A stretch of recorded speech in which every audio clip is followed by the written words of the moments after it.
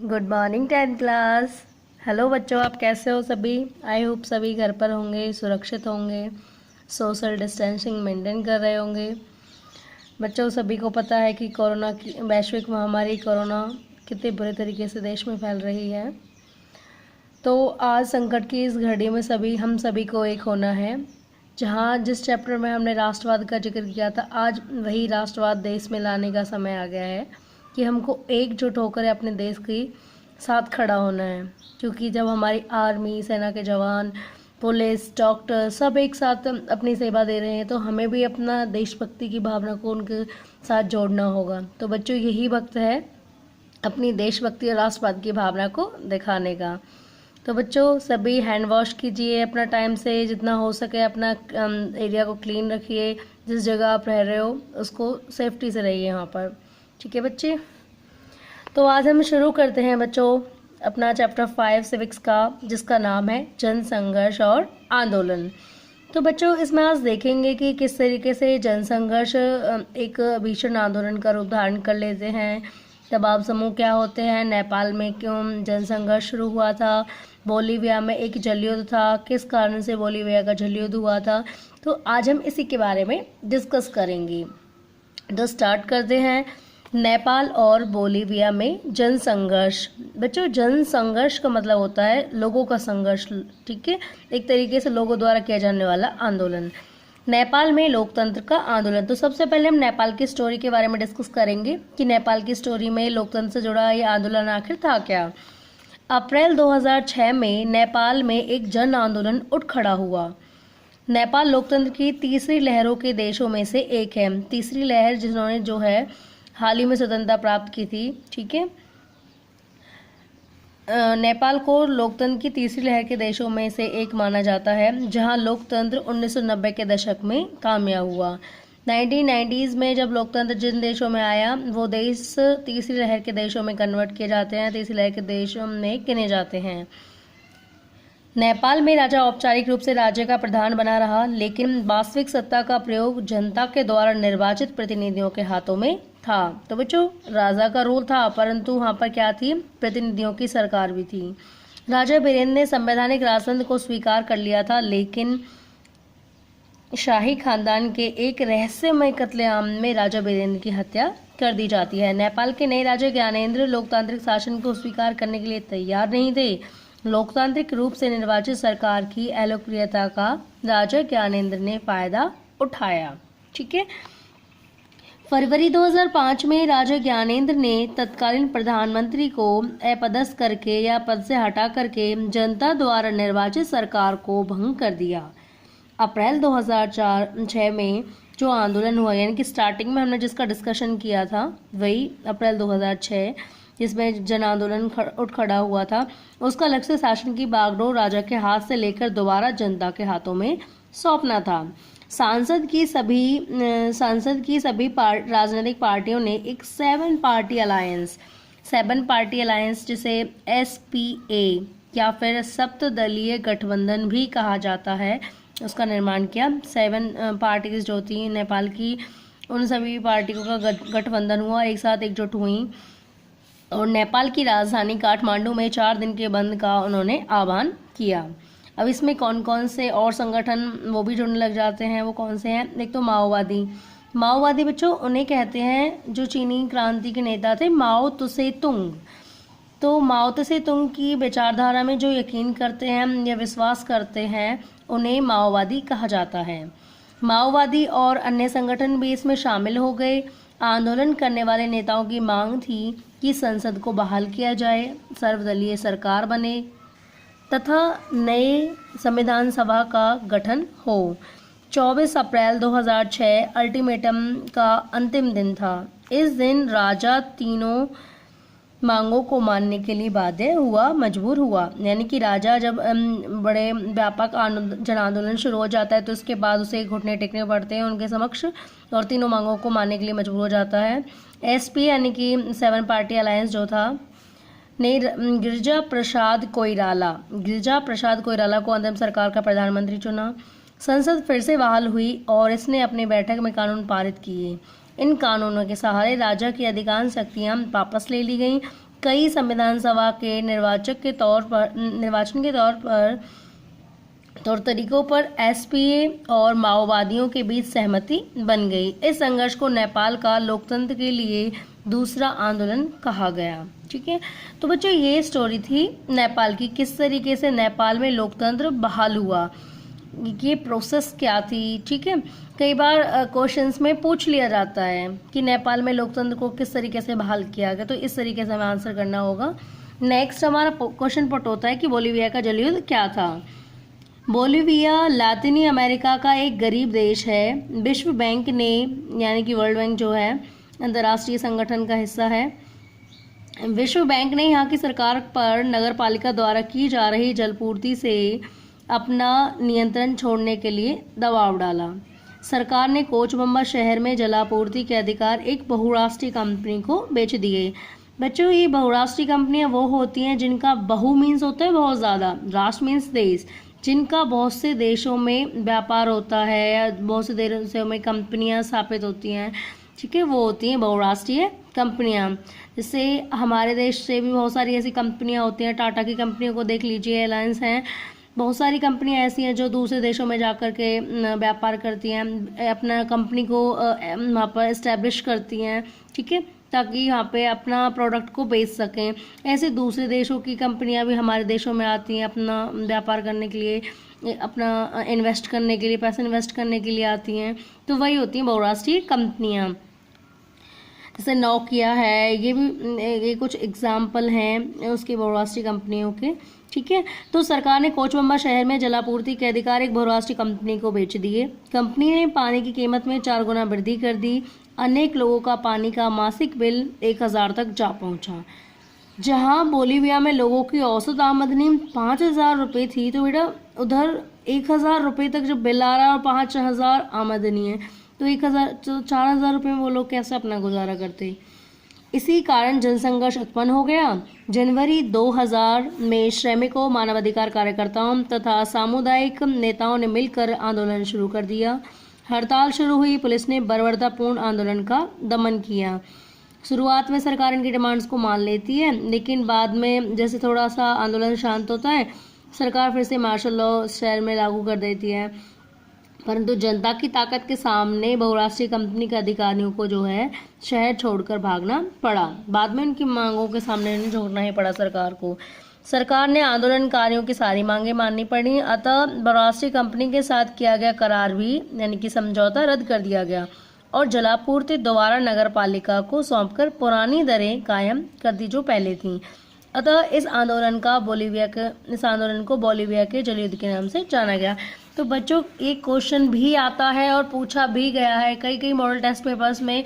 Previous year question paper आप उठाकर देखोगे तो एक क्वेश्चन पूछा गया है कि बोलीविया का जल युद्ध क्या था। ठीक है, तो एक बार इस क्वेश्चन को आप जरूर ध्यान से पढ़ना। लोकतंत्र और जनसंघर्ष। लोकतंत्र का जनसंघर्ष से क्या संबंध है, इसके विषय में पढ़ेंगे। नेपाल में चले आंदोलन का लक्ष्य लोकतंत्र को स्थापित करना था, जबकि बोलीविया के जनसंघर्ष में एक निर्वाचित और लोकतांत्रिक सरकार को जनता की मांग मानने के लिए बाध्य किया गया। वहाँ पर बोलीविया में तो लोकतांत्रिक सरकार पहले से ही एग्जिस्ट करती थी, लेकिन उसने गलत डिसीजन लिया था वहाँ की सरकार ने। बस वहाँ के लोग उस सरकार को वहाँ जगाना चाहते थे, जबकि नेपाल में लोकतंत्र को भंग कर दिया गया था। ये राजा ज्ञानेंद्र ने, वहाँ पर जो है लोकतंत्र को दोबारा से स्थापित किया जाता है। तो ये दो थोड़ी अलग अलग चीज़ें हैं। बोलीविया का जनसंघर्ष सरकार की एक विशेष नीति के खिलाफ था, जबकि नेपाल में चले आंदोलन ने तय कर दिया कि देश की राजनीति की नींव क्या होगी। ये दोनों ही कथाएं राजनीतिक संघर्ष का उदाहरण है। अब पढ़ेंगे लामबंदी और संगठन के बारे में। ये लामबंदी क्या होती है, संगठन कैसे बनते हैं। लामबंदी एक तरीके से एकजुटता होना। ठीक है, अब उन संगठनों की बात करते हैं जिनके बलबूते पर ये संघर्ष सफल हुए। हमने देखा कि नेपाल में 7 दलों के गठबंधन, यानी कि 7 पार्टी अलायंस द्वारा हड़ताल का आह्वान किया गया था। इस गठबंधन में 7 ऐसे बड़े दल शामिल थे जिनके कुछ न कुछ सदस्य संसद में मौजूद थे। इस संघर्ष में नेपाली कम्युनिस्ट पार्टी, जो माओवादी विचारधारा की, उसने भी भाग लिया, जिसे संसदीय लोकतंत्र पर विश्वास नहीं है। तो माओवादी जो होते हैं वो लोकतंत्र में बिलीव नहीं करते। पानी के निजीकरण के खिलाफ बोलीविया में जो आंदोलन चला, उसकी अगुवाई किसी राजनीतिक दल ने नहीं की। इस आंदोलन का नेतृत्व फेडेकोर नामक संगठन ने किया था। ठीक है, तो याद रखना ये फेडेकोर संगठन था, क्या था, बोलीविया में जो जल युद्ध चला था उसमें आंदोलन का जो नेतृत्व किया था वो इसी फेडेकोर संगठन ने किया था। इस संगठन में इंजीनियर और पर्यावरणवादी समेत स्थानीय कामकाजी लोग भी शामिल थे। अतः इस आंदोलन को सोशलिस्ट पार्टी ने भी समर्थन दिया। सन 2006 में बोलीविया में सोशलिस्ट पार्टी को सत्ता हासिल हुई। अतः इन उदाहरणों से हम जान सकते हैं कि एक लोकतांत्रिक व्यवस्था में किसी संघर्ष के पीछे बहुत से संगठन होते हैं। प्रत्यक्ष तरीके में लोग लोकतंत्र में किसी फैसले पर असर डालने के लिए पार्टी बनाकर चुनाव लड़ना पड़ता है और सरकार बनानी पड़ती है, परंतु हर नागरिक प्रत्यक्ष रूप से कार्रवाई नहीं करता। परंतु कुछ अप्रत्यक्ष तरीके भी हैं जिनके लोग सरकार के समक्ष अपनी मांगे रखते हैं या रख सकते हैं। लोग संगठन बनाकर अपने हितों को बढ़ावा देने वाली गतिविधियां कर सकते हैं। इसे हित समूह अथवा दबाव समूह कहते हैं। तो बच्चों, दबाव समूह को प्रेशराइज ग्रुप भी कहा जाता है, जो अपनी नीतियों को मनवाने के लिए जनता के हिस्से जुड़ी जो भी योजनाएं होती हैं उनको लागू करवाने के लिए, जो भी जनता से जुड़े हुए जो मुद्दे होते हैं उनको उठाने के लिए आंदोलन करती हैं, सरकार के ऊपर दबाव बनाती हैं, उनके ऊपर प्रेशर डालती हैं। तो यही जो ग्रुप होते हैं वो होते हैं दबाव समूह। अब ये जो दबाव समूह होते हैं कुछ संगठन बना करके आंदोलन करते हैं। कभी कभी लोग बगैर संगठन बनाए अपनी मांगों के लिए एकजुट होने का फैसला करते हैं। ऐसे समूहों को आंदोलन कहा जाता है। ठीक है, जब लोग बगैर संगठन के आंदोलन करते हैं, अपनी मांगों को मनवाने का फैसला करते हैं, तो उस समय जो रूप होता है वो होता है आंदोलन होता है वो। ठीक है, अब पढ़ेंगे दबाव समूह और आंदोलन के बारे में कि दबाव समूह और आंदोलन आपस में किस तरीके से संबंधित हैं। दबाव समूह सरकार की नीतियों को प्रभावित करने की कोशिश करते हैं, लेकिन राजनीतिक पार्टियों के समान दबाव समूह का लक्ष्य सत्ता पर प्रत्यक्ष नियंत्रण करना नहीं होता। यानी कहने का मतलब ये है कि दबाव समूह का मोटिव सत्ता में आना या पावर हासिल करना नहीं है, बस वो सरकार को अफेक्टेड करना चाहते हैं, लोगों की मांगों को रखना चाहते हैं उनके समक्ष। दबाव समूह का निर्माण तब होता है जब समान पेशे, हित, मत के लोग एक समान उद्देश्य को प्राप्त करने के लिए एकजुट होते हैं, जैसे नर्मदा बचाओ आंदोलन, शराब विरोधी आंदोलन, महिला आंदोलन, सूचना के अधिकार का आंदोलन तथा पर्यावरण आंदोलन। ये आंदोलन जो है दबाव समूह के कुछ एग्जाम्पल है। किस तरीके से जो नर्मदा बचाओ आंदोलन था उसका भी एक पर्सपेक्टिव था, उन्हें भी एक आइडिया लेकर के वो जो आंदोलन करते हैं कि उस समय जब बांध बनाया जा रहा था, बड़े पैमाने पर जब बांध बन रहा था तो भारी मात्रा में लोगों का विस्थापन हुआ था, पेड़ वनस्पतियों को काटा भी गया था, तो लोगों का जो विस्थापन हुआ था उसको लेकर के आंदोलन किया गया था और साथ ही प्रकृति का जो विनाश हो रहा था उससे भी संबंधित आंदोलन था। तो उसका एक उद्देश्य था इसका, ठीक है, और जनहित से जुड़ा हुआ था। तो ये कुछ आंदोलनों के उदाहरण हैं। दबाव समूह के समान आंदोलन भी चुनावी मुकाबले में सीधे भागीदारी करने की बजाय राजनीति को प्रभावित करने की कोशिश करते हैं। तो दबाव समूह का भी इफेक्ट किस पर होता है? राजनीति पर इफेक्ट होता है। लेकिन दबाव समूह के विपरीत आंदोलनों में संगठन ढीला ढाला होता है। आंदोलनों में फैसले अनौपचारिक ढंग से लिए जाते हैं। ये इनमें आंदोलन में और दबाव समूह में अंतर होता है। वर्ग विशेष के हित समूह और जन सामान्य के हित समूह में क्या अंतर है? अब पढ़ेंगे वर्ग विशेष हित समूह क्या होते हैं, जन सामान्य के हित समूह क्या होते हैं। हित समूह समाज के किसी खास हिस्से अथवा समूह के हितों को बढ़ावा देना चाहते हैं। हित समूह समाज की किसी खास या स्पेशल हिस्से अथवा समूह के हितों को बढ़ावा देना चाहते हैं। मजदूर संगठन, व्यावसायिक संघ और पेशेवरों के निकाय इस तरह के दबाव समूहों के उदाहरण हैं। ये दबाव समूह वर्ग विशेषी होते हैं, किसी विशेष वर्ग के लिए काम करते हैं, उनके हितों से जुड़े हुए होते हैं, क्योंकि ये समाज के किसी खास तबके अर्थात मजदूर, कर्मचारी, व्यवसायी, उद्योगपति, धर्म विशेष के अनुयायी अथवा किसी खास जाति का प्रतिनिधित्व करते हैं। जैसा कि इसके नाम से स्पष्ट हो रहा है, वर्ग विशेष के हित समूह किसी वर्ग विशेष का हित को ध्यान में रखते हैं। ऐसे दबाव समूह का मुख्य सरोकार पूरे समाज का ना होकर के बल्कि अपने सदस्यों की बेहतरी और कल्याण करना होता है। अब लोक कल्याणकारी समूह को जन सामान्य के हित समूह भी कहा जाता है। लोक कल्याणकारी समूह को जन सामान्य के समूह भी कहा जाता है। ऐसे संगठन किसी खास हित के बजाय सामूहिक हित का प्रतिनिधित्व करते हैं। अपने सदस्यों को छोड़कर अन्य लोगों की मदद करना ही इनका लक्ष्य होता है। ठीक है, तो ये अपने सदस्यों को छोड़ देते हैं, अपने सदस्यों की परवाह नहीं करते जितना कि जनहित की परवाह करते हैं। जबकि वर्ग विशेष में अलग था। वर्ग विशेष में अपने सदस्यों की बजाय एक खास जाति के लोगों का ख्याल रखा जाता है। ठीक है, एक स्पेशल वर्ग का ख्याल रखा जाता है। जबकि जो लोक कल्याणकारी समूह होता है, पूरे जन कल्याण का इसमें ख्याल रखा जाता है। अपने सदस्यों को छोड़कर अन्य लोगों की मदद करना ही इनका लक्ष्य होता है। उदाहरण के तौर पर हम बंधुआ मजदूरी के खिलाफ लड़ने वाले समूहों का नाम ले सकते हैं। ऐसे समूह अपनी भलाई के लिए नहीं बल्कि बंधुआ मजदूरी के बोझ तले पिस रहे लोगों के लिए लड़ते हैं।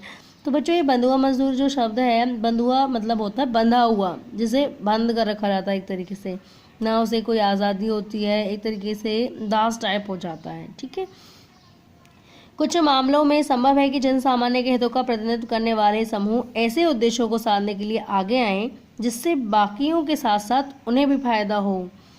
उदाहरण के लिए वामशैफ, कुछ ऐसे भी ग्रुप होते हैं जो अपने फायदे को भी देखते हैं, साथ में लोक कल्याण के फायदे को भी देखते हैं, जैसे वामशैफ। इसकी फुल फॉर्म होती है backward and minorities community federation.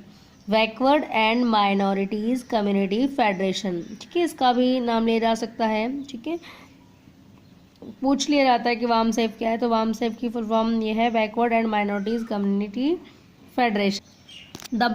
यह मुख्यतः सरकारी कर्मचारियों का संगठन है। ये वामशैफ जो है ये मुख्यतः सरकारी कर्मचारियों का संगठन है। बच्चों, 2 नंबर में पूछ लिया जाता है, 2 मार्क्स के क्वेश्चन में आ जाता है कि वामशैफ का क्या अर्थ है, वामशैफ से आप क्या समझते हैं। ठीक है, तो ये मुख्यतः सरकारी कर्मचारियों का संगठन है जो जातिगत भेदभाव के खिलाफ अभियान चलाता है।